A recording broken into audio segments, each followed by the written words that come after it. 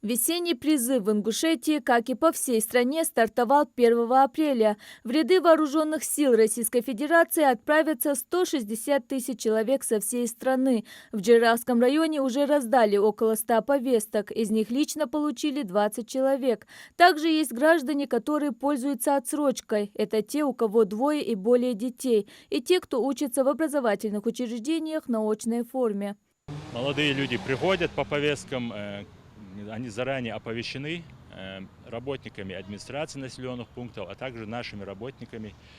Приходят на комиссию медицинскую, мы определяем степень их здоровья, потом через призывную комиссию призываем их в армию. Для подготовки молодежи к призыву проводятся информационные встречи, на которых рассказывается о важности военной службы, ее роли в защите Родины и возможностях, открывающихся перед призывниками. Армия у нас до сих пор срок службы составляет всего лишь 12 месяцев.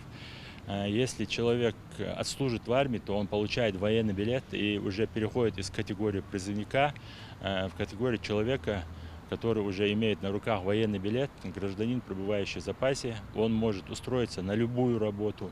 Без военного билета, многие знают, мы об этом и ранее говорили, что устроиться на работу очень сложно, даже на самую простую работу.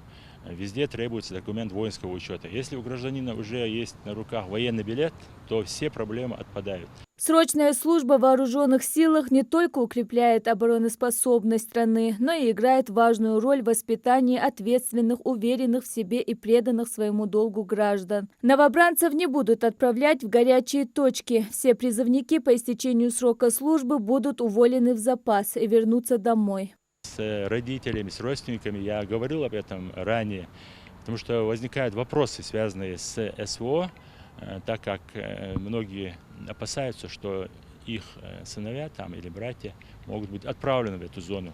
Но об этом очень много говорилось, и на самом высоком уровне, и мы, и военный комиссар республики, и мы повторяем это, что в зону проведения СВО призывники наши, граждане, которые призываются на срочную военную службу, отправляться не будут.